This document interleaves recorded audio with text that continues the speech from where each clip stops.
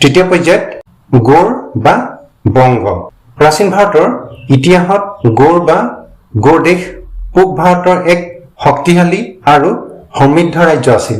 এই অঞ্চল বৰ্তমানৰ পশ্চিম বংগৰ মালদা, মুৰ্ছিদাবাদ, নদিয়া লগতে বাংলাদেশৰ ৰাজশ্বাহী, পাবনা, বগুড়া আদি অঞ্চল অন্তৰ্ভুক্ত আছিল। সপ্তম শতিকাৰ পৰা দ্বাদশ শতিকালৈকে শশাংক, পাল আৰু সেন বংশৰ শাসনত গৌড় পূব ভাৰতৰ ৰাজনীতি, সংস্কৃতি আৰু সংস্কৃত শিক্ষাৰ অন্যতম কেন্দ্ৰ হিচাপে বিকশিত হৈছিল। গৌড় অঞ্চলত সেই সময়ত অসংখ্য সংস্কৃত পণ্ডিত, বৈদিক ব্ৰাহ্মণ, স্মৃতিশাস্ত্ৰবিদ, তান্ত্ৰিক, শাক্ত আৰু বৈষ্ণৱ আচাৰ্য বাস কৰিছিল।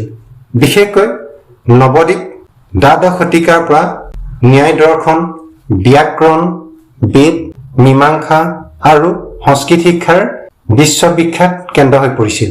সমগ্ৰ ভাৰতৰ ছাত্ৰ আৰু পণ্ডিতসকল ইয়ালৈ শিক্ষা গ্ৰহণ কৰিবলৈ আহিছিল। অসমৰ প্ৰাচীন কামৰূপ ৰাজ্য আৰু গৌড় ৰাজ্যৰ মাজত ৰাজনৈতিক, সাংস্কৃতিক আৰু বাণিজ্যিক সম্পৰ্ক বহু পুৰণি আছিল। এই সম্পৰ্কৰ ফলত গৌড় বহু পণ্ডিত আৰু ব্ৰাহ্মণ অসমলৈ আহিবলৈ আৰম্ভ কৰে।